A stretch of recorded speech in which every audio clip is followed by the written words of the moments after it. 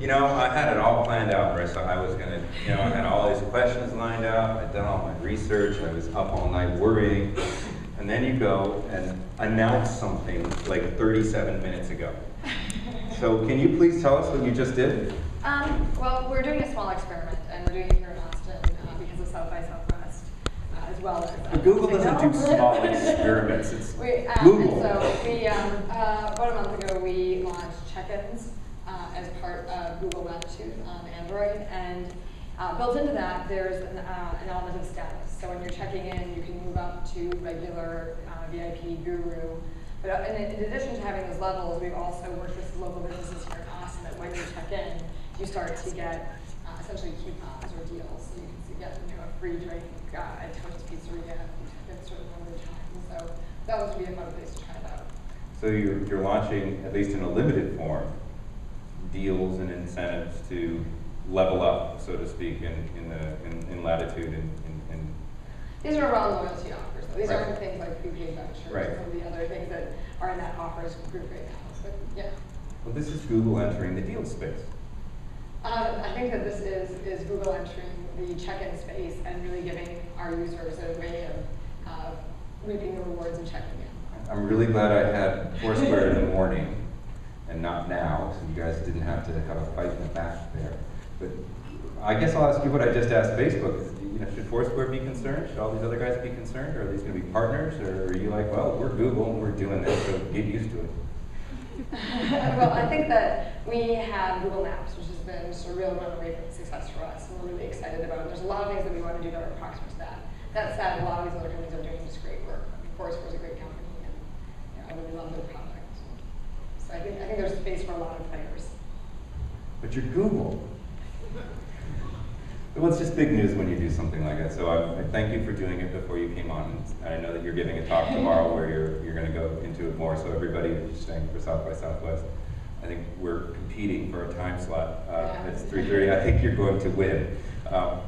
So let's back up for a second. You have been at Google for over 10 years. Yeah, 12 in June. 12 in June, right? 12 years in June. And for most of that time, you were sort of the almost the guardian of the UI. You had search, which was the core product and still is the core product of Google, and that's a major responsibility. But beyond that, you had 2,000 product managers, and you ran kind of a big empire. But you were really the person who, it seemed, made sure that things worked from the point of view of the consumer. That was, you were the gatekeeper to what pixel got on that search page. But you recently changed jobs. Can you tell us why? Sure. And what it is? I was working for a long time on search. Had some side projects in addition, but really focusing on the product management and user experience side of it. And in October, I switched jobs to work on maps and local and mobile, because I just think, especially with the rise of mobile, there's just so much more that's available now in terms of what we can do with location. So all the classic things you'd expect, like being able to find a local business or do operations on a map. But there's all kinds of other exciting things, I think, that are proximate to the search space. So there is some amount of crossover, because I think that location and context are going to become increasingly important. And with smartphones, we actually can have a lot more location and context-enriched experiences. So everything from, if the user gives you permission to have a little bit of their location history, you can know, is this the first time someone's here, or they've been here every day. So if they're here, this is the first time they're here, give them information about it. Give them information about what they're looking at, what the landmarks are, where to go. They're here every day, give them the news, give them their email, give them updates, right? So you can basically really do a lot more by just understanding even a little bit more context. And phones are really the way into that. Right. So I just thought something that I thought was really interesting, intriguing happening. And the team is now doing product and engineering, so that's also a new challenge. It's not like there was a job board and it's like, we need a head of location, and hey, would you like to apply, right? I mean, how did it come about that you moved over? Because it's a big deal to, it was a huge story when it happened last fall, and people were speculating, does this mean that Google has changed its focus? Is search no longer important to the company? But, so did you go to Eric and Larry and Sergey and say, I need to do this, or did they come to you and say, you need to do this, or how did that happen? Well, I think that search is our core, and it always will be. But basically, when I saw it happening in all these trends around location and mobile phones, contextual, we would call contextual discovery or search without search. Like, what can you figure out a person needs without them even having to ask? Eric talks about that all the time. And so I think that that was increasing in priority. And I saw it with a lot of different trends and a chance to really try and build some very interesting products. And so it was a new challenge for me. It was really exciting and fun. I got to learn a lot. I got a great team, and so it's been a good change. And one of the things, I mean, it's very clear from the day's conversation that a critical piece to location and to local is what people understand to be social, right? And it's connecting to people, connecting to businesses, connecting to the sort of past data stream of people who've been there before, so you can learn from what they've learned, and so on. And with Google, social has always been something of a mystery. People say, what? And maybe another way of putting it is some people would say that social is Google's Achilles heel, that the company doesn't get social. How do you respond to such a statement? I think that social is really important, and I think that it's something that we continue to work on. We've been making recent changes to things like social search, trying to understand who people are connected to, how to get them the right expertise, be it from a friend or from an expert in that area. And I think that we're going to continue to make advances there. But I think if you look at the web overall, in terms of big platforms, there's search, there's video, there's mobile, there's social, and we've done pretty well in about 3 of those 4. And so, we haven't quite gotten there yet on social, but we're still working on it. So what I've noticed is, and it seems to me that you can either validate this or tell me you're not going to tell me, but Google has sort of incrementally integrated social into lots of things, as opposed to having kind of one big, here's our social play, right? You did that with Orkut, and it worked out really well in Brazil. But it didn't kind of win, I guess you could say, overall. It was a great service, and everyone got excited for a while about it, but Facebook kind of won that round in terms of being the social graph. Is Google still going after owning the social graph, or is it more that you want to integrate social into all the products that you have? I think that social is really important. Much like the shift that we saw, if you look back at sort of 1995, the web was so small that you could classify it into folders. And one of the curves that was Yahoo. And one of the curves that Google rode was that as the web got larger and larger, you couldn't keep classifying it into folders, and you needed a tool like search. Now the web has gotten so big that even search, you kind of want the context of, wait, have my friends read this? Does someone I know endorse this? You want another level of opinion, even on top of that great search tool. And so we know that social is really important, and it is something that needs to be a part of our products. All right. So are you or are you not going after the social graph? Well, I think in some of our products we already have it. You have. You do. Gmail is one of the richest sources of contacts on the web. So we do have it to some extent, and that's one of the things that our social search is already leveraging. Is looking at contacts. There was a bit of a back and forth with Facebook and Google around importing and exporting of contacts in Gmail and Facebook, and Google basically drew the line and said, we're just not doing this anymore because you guys aren't playing by fair rules. Can you explain that position? Well, I apologize because I think it's a little bit of inside baseball. But we're all in here, pitchers and catchers, the reported spring training is going, we're ready. But basically, we've always had the philosophy at Google that the users own their data, and if they want to take it with them at any point, they can. This is why we have things like the data liberation front. And so we always have had it be the case that there was an easy way to export contacts. And we saw that happening, but there were some players on the web, Facebook is the largest and most notable, that were very happy to come and use our programmatic interface to take our contacts and use them on their service and do that for the user, but didn't have reciprocity. You couldn't go back the other way. And we basically, at some point we said, well, wait, the reason we have our philosophy of openness is 1, to look out for the user, but 2, to just overall increase the quality of the open web and those open standards. And unless someone says, okay, look, we're not going to be open unless you're open back with us, you don't ever really achieve openness. You just fuel closed platforms because they take the data in and none of the data comes back out. So we basically said, look, we're very happy to continue to be open. You can still actually download the contacts manually, but if we're going to do the programmatic interface and allow a service to download contacts on behalf of the user, we need to have that programmatic interface back. And so we basically said, we're not saying no, we're just saying that if we allow that transfer to happen, those are the terms. So far, it's been crickets on the other side, I guess. Yeah. All right, but tell me how your role relates, because it is so important to Google. I mean, probably as long as we're talking about open, we should talk about Android, because I think that there's a marked difference between Android and iOS, Apple. They don't come to conferences, just so you know. It's not like I didn't ask. But Apple has a different philosophy from Android. How does your role relate to the Android group in Google? Well, Android is this amazing platform, and it now runs on smartphones, it runs on tablets, and my group is more on the application side. Google Maps for mobile is our largest mobile app and our largest Android app. We now have more than 150 million active users of Maps on the phone. Yep.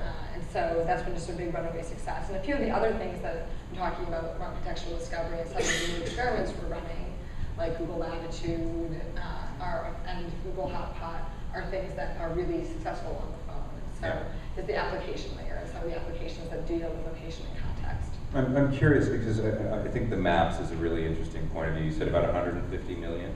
Yep. And how many are Maps users here? Right, we're all Maps users. Maybe you've done this and I'm just a moron, but which is entirely possible. But why not integrate all that other stuff I don't quite understand?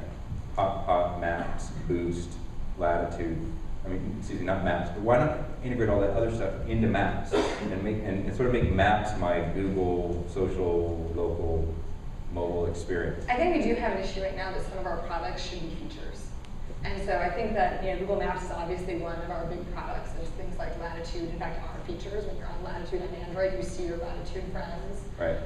And our Places app, in fact, is actually the same application, just with a different Right, launch point. That's what I want to bring up to you. You are like the UI queen, right? And you're coming into a space that I think we've all agreed over the course of the day is insanely exciting, but somewhat fragmented and difficult, and certainly does not have a consolidated UI. Is that something that you're interested in working on? I do think we need to take some of our products and actually make them features. And I think that things like Latitude and Hotpot, to the extent that they're successful, Hotpot's obviously just getting started, makes sense to make them features. That said, I do think that you really have to look at it from use cases. And there's a clear use case for Maps, but there are some use cases where Maps may not be the first thing you'd reach for if you have that question. Right? Which pizza places deliver where I am right now? Maybe, I guess you, in theory, could answer that question using a map, but it would be kind of odd, right? It's more of a search problem. Okay, I wanted to go to this restaurant, I can't get in. What other restaurants nearby are like this one? Yeah. Those are the types of questions where I guess again you could probably. It's just that I spend so much time in Maps. But I do think that it may just be something where there's just two different ways of looking at it, right. And so they probably will have similarities across the two. But it's just a matter of what was the use case, what caused the user to go there, and what are they expecting. So can I, perhaps on behalf of the audience, ask, what is Hotpot? So Hotpot is our rating and recommendation engine. So you can rate local businesses.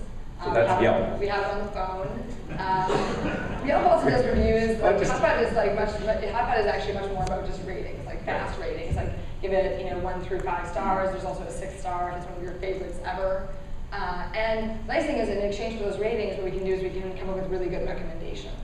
Actually, there is a social component to Hotpot. You have friends on Hotpot, and based on their recommendations, based on their ratings, and based on the ratings of other people like you, we can actually come up with a pretty good list of places that we think you might like.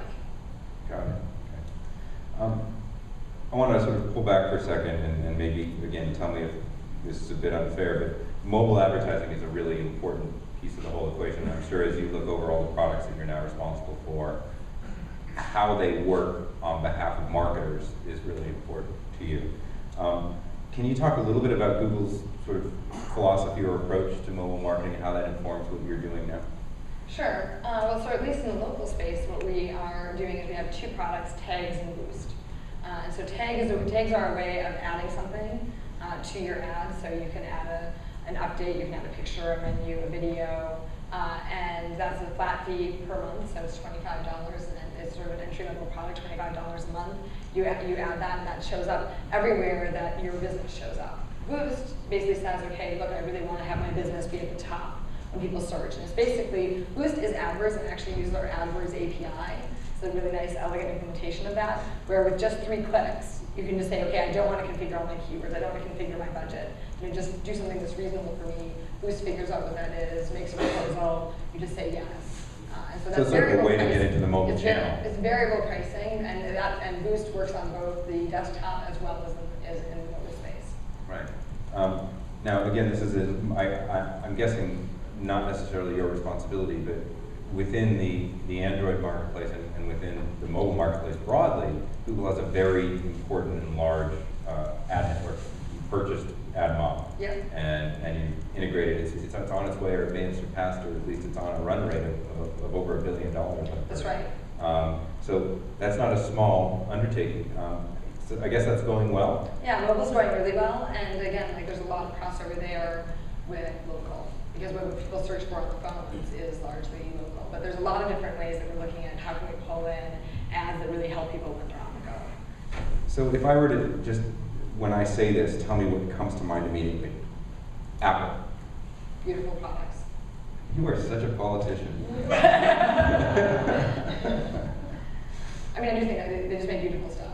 Well, they do make now beautiful that stuff. I realized that I was at home with someone last year, and I was like, wow, I'm like almost all Apple all the time. Like I have my Android phone, but I've got an Apple laptop, an Apple computer in my kitchen, an Apple TV, and like my television sets. Like I just think they make But do beautiful you stuff have an that just iPad? really works. I do have an iPad. At the point when I realized this last year, they were not yet. So yeah.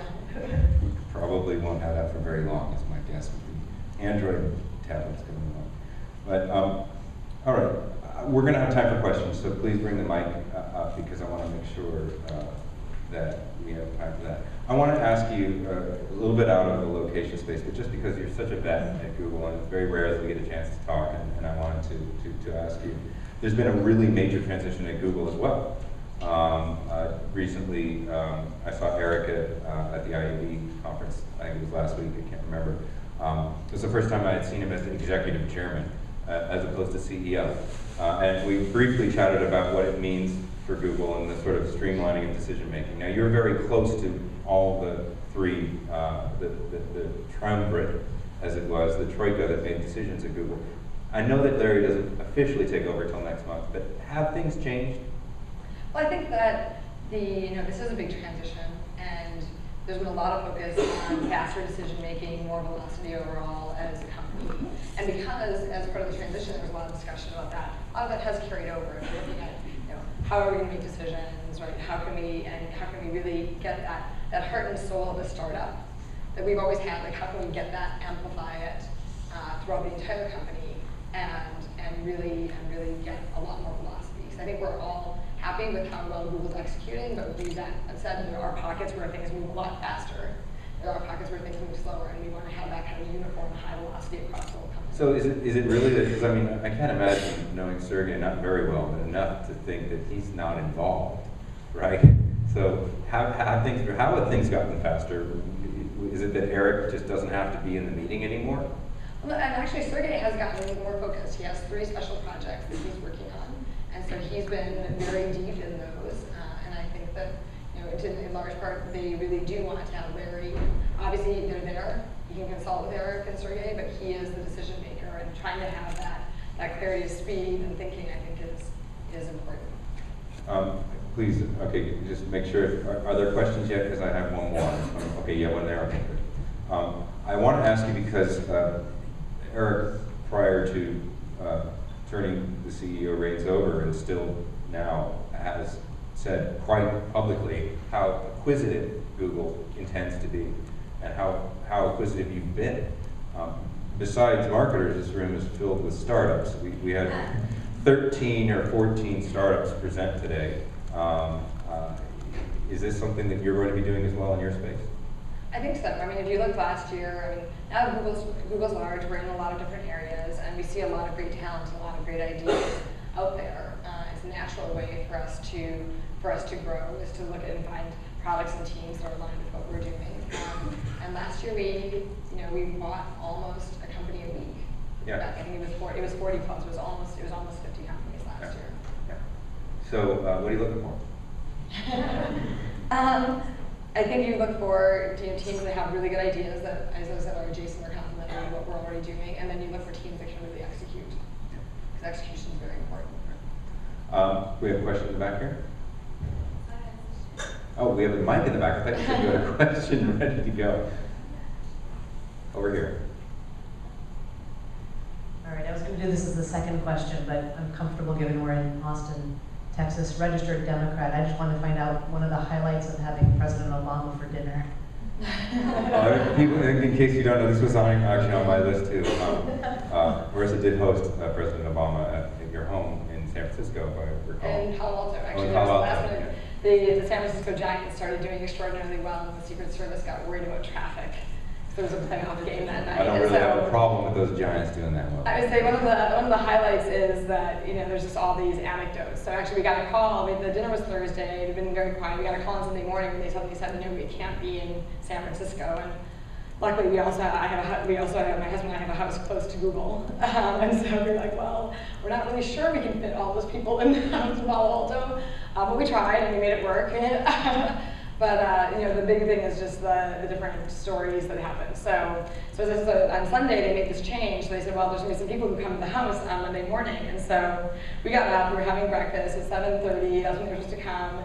I looked outside and there was this growing number of people in black suits. And we live right across from an elementary school. So there's small children walking to school in this growing group of men in black suits. I said to Zach, my husband, I said do you think I should go out and invite them in? Do you think they're just going to come to the door? So some there were 15, and there were 20, and then there were 25, and it was edging on 30. There was this growing mob of guys in suits on the sidewalk. So I finally opened the door and said, hey guys, do you want to come in? They were waiting for 2 more people.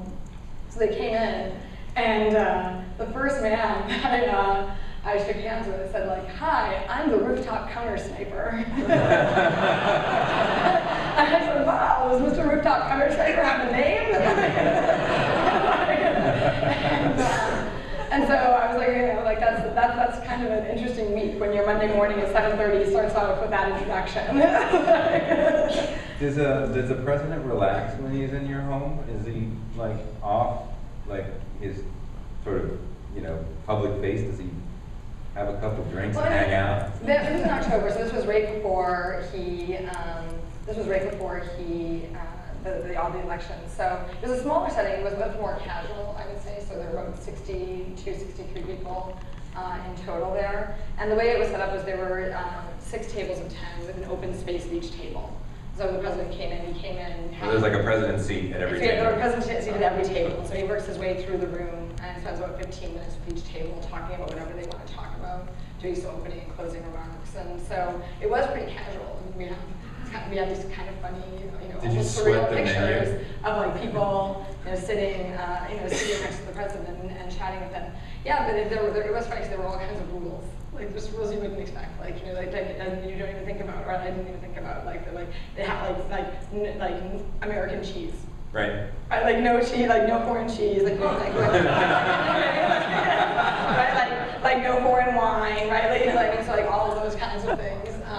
Where I'm not sure we would have served it anyway, but it was really interesting when we were planning the dinner. You got to see on the phone with these people. We're okay, here are the rules of this dinner. Right. And he doesn't get to eat anyway because he's busy talking. So he actually eats before and after. Right. So Right. Energy bars in the car, I guess, something like that. Something tells me he gets whatever he wants. Any other questions for Marissa? This is your opportunity. Now here's one down here. I'm not sure if this applies to you, but I was wondering if you could comment on where education falls in Google's vision these days as a fuel to the rest of its products, obviously in apps, but in the worlds that can interwoven with yours.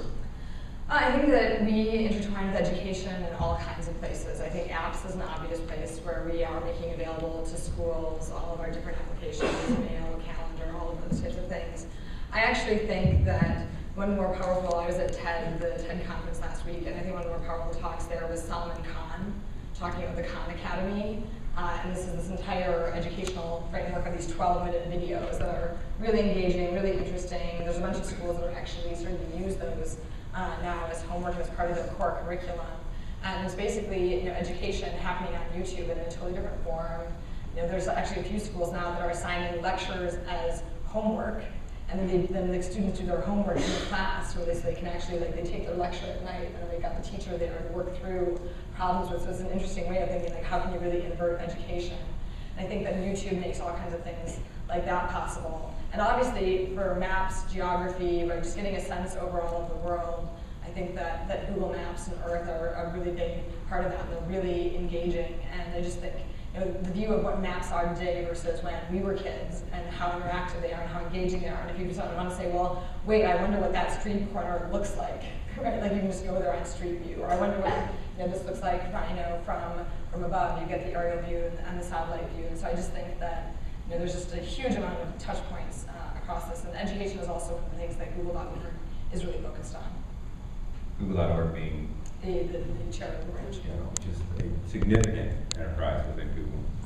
One more question over here. This will have to be the last one, right? I was just wondering, is there a concern in Google about coming up with truly original, new, innovative ideas? Obviously, in the search space you did, but Honeycomb, basically the iPad, the announcement you had today looks a lot like Yelp. Are you trying to find that next new thing?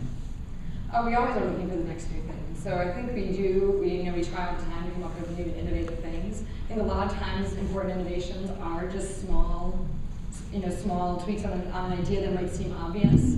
Right? So there's an idea, there's something that's going well, but if you just change it a little bit, it becomes something really magical. So we're always looking for things like that. Well, I know you're busy, and you've got a speech to prepare for tomorrow. So Marissa, thank you so much for coming in. Thanks.